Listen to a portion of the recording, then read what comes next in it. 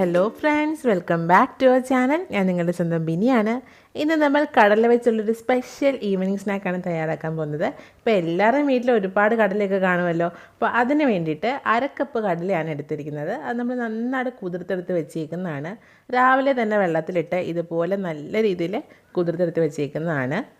ഇതപ്പം നമുക്കൊന്ന് അരച്ചെടുക്കാം. അതിന് വേണ്ടിയിട്ട് ഒരു മിക്സിയുടെ ജാറിലേക്ക് ഇട്ട് കൊടുക്കുകയാണ്. നല്ല രീതിയിൽ നമുക്കിതൊന്ന് അരച്ചെടുക്കണം. അപ്പോൾ ഇതൊന്ന് അരച്ചെടുത്ത് കൊണ്ടുവരാം.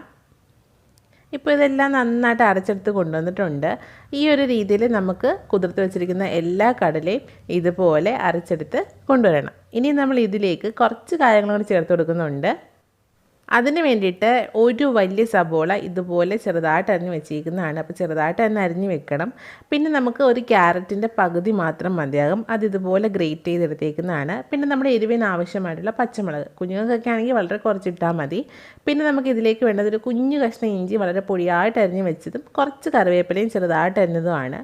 അപ്പോൾ ഈ അരിഞ്ഞ് വെച്ചിരിക്കുന്ന സാധനങ്ങളെല്ലാം കൂടെ നമ്മൾ അരച്ച് വെച്ചിരിക്കുന്ന കടലിലേക്ക് ഇട്ട് കൊടുക്കാം.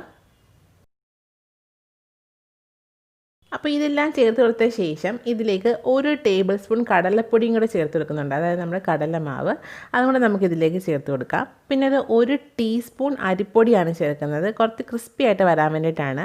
അപ്പോൾ കടലപ്പൊടി അരിപ്പൊടി ഒന്നും കൂടിയതായി പോവണ്ട. പിന്നെ നമുക്ക് കുറച്ച് മുളക് പൊടിയും കൂടെ ചേർത്ത് കൊടുക്കാം, ഒരു 1/4 ടീസ്പൂൺ മതിയാകും. പിന്നെ നമ്മുടെ ആവശ്യത്തിനുള്ള ഉപ്പും കൂടെ ചേർത്ത് ഇതെല്ലാം കൂടി നന്നായിട്ടൊന്ന് മിക്സ് ചെയ്യാം.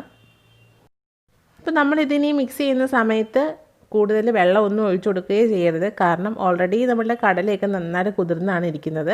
അതിൻ്റെ കൂടെ നമ്മൾ സവോളയും ചേർത്ത് കൊടുത്തിട്ടുണ്ട്. അപ്പോൾ ആ ഒരു നനവ് മാത്രം മതി അത് നന്നായിട്ടൊന്ന് കുഴഞ്ഞ് കിട്ടാനായിട്ട്. ഇപ്പോൾ ഇതെല്ലാം നല്ല രീതിയിൽ കുഴച്ചെടുത്ത് കൊണ്ടുവന്നിട്ടുണ്ട്. കൈവച്ച് കുഴക്കുന്നതാണ് കേട്ടോ ഏറ്റവും നല്ലത്. ഇനി നമുക്ക് ഇഷ്ടമുള്ള ഷേപ്പിൽ ഇതിനെ ഷേപ്പ് ചെയ്തെടുക്കാം. ഞാനിപ്പോൾ ഇത് ഒരു സിലിണ്ടർ രൂപത്തിലാണ് കേട്ടോ ഷേപ്പ് ചെയ്തെടുക്കുന്നത്. അതായത് നമ്മൾ നീളത്തിലിരിക്കുന്ന ഒരു കമ്പ് കണക്കാണ് എടുക്കുന്നത്. അപ്പോൾ ഒരുപാടങ്ങ് തിന്നാക്കുകയും വേണ്ട, ഒരുപാടങ്ങ് കട്ടി കൂടി പോവുകയും വേണ്ട. അപ്പോൾ ഇതെല്ലാം നമുക്കിതാ ഇതുപോലെ ഒന്ന് ചെയ്തെടുക്കാം. ഇതിപ്പോൾ ഒരെണ്ണമാണ്. ഈ ഒരു രീതിയിൽ എല്ലാം ഇതുപോലെ നമുക്ക് ഉരുട്ടിയെടുക്കാം. ഇപ്പോൾ ഇതെല്ലാം നന്നായിട്ട് ഷേപ്പ് ചെയ്തെടുത്തിട്ടുണ്ട്. ഇനി നമുക്കിതൊന്ന് വറുത്തെടുത്താൽ മാത്രം മതിയാകും. അതിന് വേണ്ടിയിട്ട് എണ്ണ നന്നായിട്ട് ചൂടായി വരണം. അതുവരെ നമ്മൾ വെയിറ്റ് ചെയ്യണം. നല്ല രീതിയിൽ ചൂടായതിന് ശേഷം മാത്രമേ ഇത് ഓരോന്ന് ഇതിലേക്ക് ഇട്ട് കൊടുക്കാവുള്ളൂ.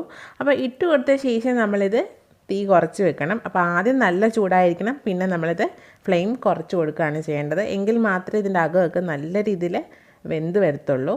അപ്പോൾ ആദ്യം നമ്മൾ നല്ല ചൂടായിട്ടിരിക്കുമ്പോൾ തന്നെ ഇട്ട് കൊടുക്കാൻ ശ്രദ്ധിക്കണം. അപ്പോൾ ഇനി നമ്മൾ ഫ്ലെയിമൊക്കെ കുറച്ച് കൊടുത്തിട്ടുണ്ട്. നന്നായിട്ട് അകമൊക്കെ ഒന്ന് വെന്ത് വരട്ടെ. അതുപോലെ തന്നെ എല്ലാ സൈഡും നമ്മൾ ഇതുപോലെ ഒന്ന് തിരിച്ചിട്ട് കൊടുക്കണം. ഓൾറെഡി നമ്മൾ എണ്ണയ്ക്കകത്ത് മുങ്ങിയാണ് കിടക്കുന്നത്. അപ്പോൾ നല്ല രീതിയിലൊന്ന് മുരിഞ്ഞ് കിട്ടാനായിട്ട് നമ്മളെല്ലാം ഈവനായിട്ടൊന്ന് ഇളക്കി കൊടുത്തുകൊണ്ടേ ഇരിക്കുക. ഇപ്പോൾ ഇതാ നല്ല കളറൊക്കെ ആയിട്ട് വന്നിട്ടുണ്ട്, നല്ല രീതിയിൽ മുരിഞ്ഞ് വന്നിട്ടുണ്ട്. ഇനി നമുക്കിത് കോരി മാറ്റാം.